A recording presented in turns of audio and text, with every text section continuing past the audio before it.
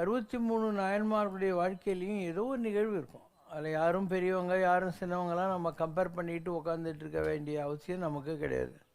எல்லாம் சிவனடியார்கள். திலகவதியான்னு இருந்தாங்க. அவங்க அப்பர் சுவாமிகளுடைய ஓன் சிஸ்டர். அப்பர் சுவாமி சமண சமயத்தை சேர்ந்தவர், இந்த அம்மா சைவ சமயத்தை சேர்ந்தவங்க. அவருக்கு தீராத வயிற்று வலி வந்து கஷ்டப்படுற போது இந்த அம்மா திருநூறு கொடுத்து க்யூர் பண்ணி அவரை சைவ சமயத்துக்கு மாற்றுறாங்க. அப்போது சமண சமயத்து இதுக்கு சைவ சமயத்துக்கு மாற்றுறாங்க. சமண ராஜா இருந்தான் இல்லையா, அவன் அவரை கல்லை கட்டி கடலில் போடுறான், இல்லாத தொந்தரவு அவர் கொடுக்குறான். அப்பயும் அவர் நற்றுணையாவது நமச்சிவாயுமேங்கிற ஒரு பாவனையில் இருக்கார். ஒரு குறிப்பிட்ட காலம் வரைக்கும் தமிழ்நாட்டில் இந்த வெளி மாநிலங்களிலிருந்து வந்தவங்களுடைய ஆட்சி இருந்தது. ஒய்சாளர்கள், சமணர்கள், இந்த மாதிரி அவங்களுடைய ஆட்சி தான் இருந்தது. அண்டு ஈவன் ஆனானப்பட்ட ராமானுஜர், இங்கே சைவ சமயத்தை சேர்ந்தவன். நீங்கள் சினிமா பார்த்துருப்பீங்க தசாவதாரம், அதில் நெப்போலியன் வருவான் இல்லையா, அந்த கேரக்டர். அவன் பின்னால் கிருமிகண்ட சோழன் அவனுக்கு பேர். அவன் நீ சைவ சமயத்தை தழுவணுன்றாரு, இவன் முடியாதுன்றாரு. அதனால் இவர் தன்னுடைய சிஷ்யனுடைய வெள்ளை ட்ரெஸ் எல்லாம் போட்டுன்னுட்டு இவர் சாளுக்கியர்கள் ஆண்ட ஒய்சால ராஜாக்கள் ஆண்ட கர்நாடகாவுக்கு ஊட்டி மலை காடுகள் தப்பிச்சு போயிடுறாரு. அவருடைய சிஷ்யர் பேர் கூரத்தாழ்வார். அவர் கண்டுபிடிச்சிடறான் இந்த ஆள் ராமானுஜர் கிடையாதுன்னு. அந்த காலத்தில் நெருப்பு ஈட்டி வச்சு இந்த கண்ணை குத்துவாங்க. உன்ன மாதிரி பாவியை பார்த்த கண்ணு எனக்கு எதுக்குடான்னு அவரே அவர் கண்ணை குத்திக்கணும், அவர் கண்ணு போயிடுது. பின்னால் ராமானுஜர் தமிழ்நாட்டுக்கு வர்ற போது என்னால் தானே உனக்கு கண்ணு போச்சு, காஞ்சிபுரத்தில் வரதராஜர் கோயிலில் போய் நீ வேண்டிக்கோ, வரதராஜர் கண்ணு கொடுப்பாரு அப்படின்னு. ஸோ இவர் வரதராஜர்கிட்ட ராமானுஜன் வேண்டார், இவர் வேண்டார். அப்போது அவருக்கு கண்ணு கிடைக்கிறது. இதே மாதிரி சுந்தரமூர்த்தி நாயனாருக்கும் கம்பன் எம்மானை பாடி ஆம் கண் பெற்றவாரேங்கிற மாதிரி அவருக்கும் கண்ணு கிடைச்சிது. அப்போ சுந்தரருக்கும் ஒரு கண்ணு கிடைக்கிது காஞ்சிபுரத்தில், அண்ட் கூரத்தாழ்வானாக இருந்தவருக்கும் ஒரு கண்ணு கிடைக்கிது. ஏன் அப்படின்னா இந்த பஞ்சபூதங்கள் இருக்குது இல்லையா, அதில் ஆகாசம், அதுக்கப்புறம் காற்று, மண். அந்த மண்ணுங்கிறது காஞ்சிபுரம். அப்போது அந்த ஸ்பேர் பார்ட்ஸ் எல்லாம் எதுலேருந்து பண்ணுறாங்க, இந்த உடம்புலேருந்து மண்ணில் தான். நம்ம மண்ணாலான பாண்டம் தான் நம்ம. அதனால் ரெண்டு பேருக்கும் கண்ணு கிடைக்கிறதுக்கு அது ஒரு காரணம். இப்போ அவர் சொல்கிறாரு, நான் பெற்ற பேர் நல்லூரானும் பெற வேண்டுவனேங்கிறார் கூரத்தாழ்வார். நல்லூரான் யார்? இவர் கண்ணு போகிறதுக்கு காரணமாக இருந்தால் அந்த ராஜா பெருமாள் தலையில் அடிச்சுக்கிறாரு. அவனால் தாண்டா உனக்கு கண்ணு போய் நீ கஷ்டப்பட்டுன்னு இருக்க, எதுக்குடான்னு. இல்லை, அவனால் எனக்கு கண் போனதுனால தானே உன் தரிசனம் எனக்கு கிடைச்சிது, அதனால் அவனுக்கும் தரிசனம் கொடுங்கிறார். அந்த அளவுக்கு நோபலாக இருந்தவர் தான் கூரத்தாழ்வார்னு சொல்லக்கூடாது. இதே மாதிரி ஒரு நிகழ்வு மாராட்டிலேயே நடந்திருக்கு. இங்கே ஜெயதேவர்னு ஒருத்தர் இருந்தார், பெரிய மகான்.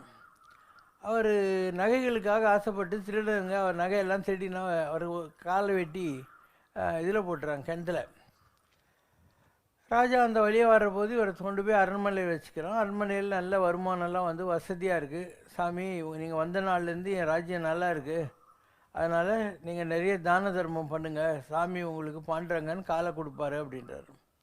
இப்போ தானம் கொடுத்துன்னுக்கிற போது அந்த திருடருங்க கூட லைனில் வர்றாங்க. அவங்களுக்கு தெரிஞ்சு போச்சு இந்த ஆள் காலத்தான் நாம் வெட்டியிருக்கோன்ட்டு. பயந்துனே வராங்க. இவர் அவங்கள தெரியாத மாதிரி நடிச்சுக்கிட்டு எல்லாருக்கும் ₹1 கொடுத்தா அவங்களுக்கு ₹2 கொடுக்குறாரு. அவங்க சும்மா தொலைக்க வேண்டியதுன்னு அங்கே போயிட்டு அவங்க தானே பயங்கர திருட, அவனை கிணத்துல நாங்கள் தான் தள்ளணும் காலை வெட்டி, அவன் பாரு ஏமாத்துறதுக்காக எங்களுக்கெல்லாம் பயந்து போய் 2 வெள்ளி கொடுக்குறான் அப்படின்னாங்க. சொன்ன உடனே பூமிக்கே பொறுக்கலை, பூமியை டுபக்குன்னு உள்ளே போட்டானுங்கெல்லாம். பின்னால் ஜெயதேவருக்கு பாண்டரங்கனுடைய அருளால் தரிசனம் கிடைக்கிற போது அவர் சொல்கிறார், அவங்களுக்கும் தரிசனம் கிடைக்கணும், கிணத்துக்குள்ளே போனவங்க வெளியே வரணுன்ற போது. இதே கதை தான், அவங்களால் தானே பகவானே எனக்கு தரிசனம் கிடச்சின்றது அவருடைய சித்தாந்தமாக இருந்திருக்கு. உலகத்தில் பக்தர்கள் ஒவ்வொருத்தரும் ஒவ்வொரு ரகம்.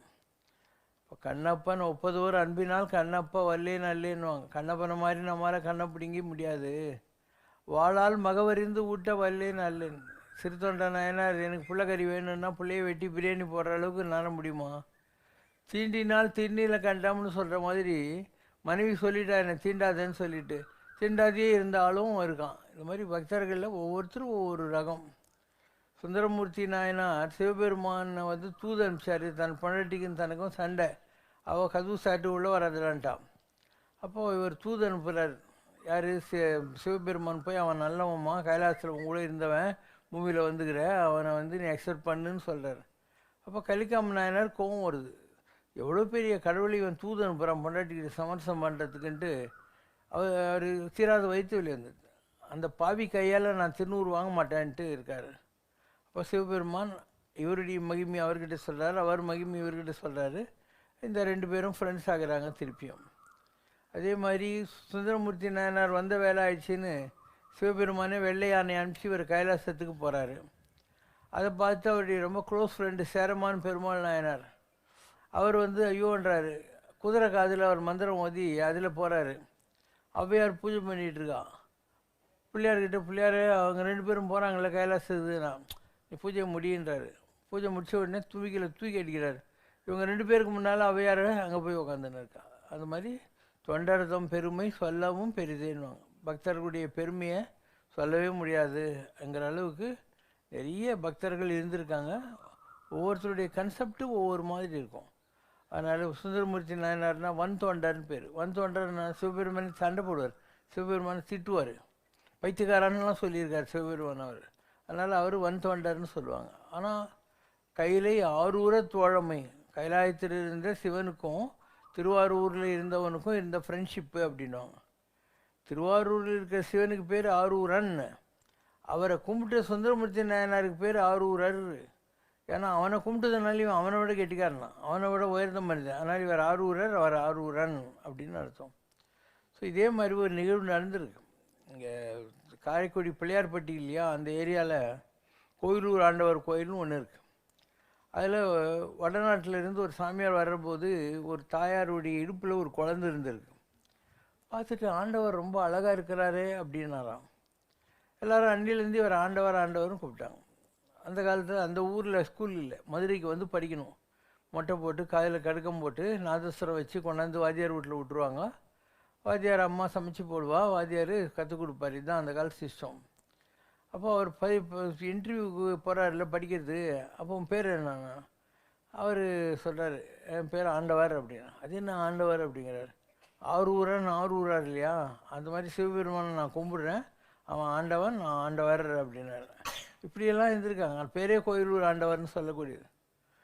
அவங்க டீச்சர் அம்மா சொல்கிறா, இந்த குருவோட பத்தினி, ஏன்பா உங்கள் பக்கம் காரைக்குடி பக்கம் நிறைய மயில் இருக்குமாமே, இந்த தடவை நீ சம்மர் வெக்கேஷனுக்கு போனேனாக்கா எனக்கு ஒரு மயில் கொண்டாடுறியான்ட்டு. இவர் மயில் வேட்டிக்காக காட்டுக்குள்ளே போகிறாரு. போய் டயர்டாக இருக்குன்னு ஒரு மரத்தடியில் படுக்கிறாரு. இவருக்கு ஒரு காட்சி கிடைக்குது. ஒரு ராஜா ஒருத்தன் ஒரு கத்தியை அங்கே வச்சுட்டு மரத்தடியில் அவன் படுக்கிறான். ஒரு புலி பாய வருது. இவர் எந்திரிச்சு பார்க்குறாரு, அங்கே கத்தி இருக்குது. அப்போது இதுக்கு முன்பிறவியில் ராஜாவாக இருந்து அந்த கொற்றவாள் ஈசர்னு சொல்லி சிவனுக்கு கோயில் கட்டின இருக்கு இல்லையா, அதுதான் கோயிலூர் ஆண்டவர். ஸோ இவர் பார்த்தா அந்த இடத்துல அந்த கோயில் இருக்குது, மண்ணுக்கடியில் போயிடுச்சு. ஸோ அந்த மண்ணுக்கடியில் போன கோயிலை எடுத்து இவர் தான் ரிவைவ் பண்ணார். அவரே தான் இன்னொரு உடம்புல வர்றபோது அவர் ரிவைவ் பண்ணுறாரு. இப்படி எவ்வளவோ இருக்குது.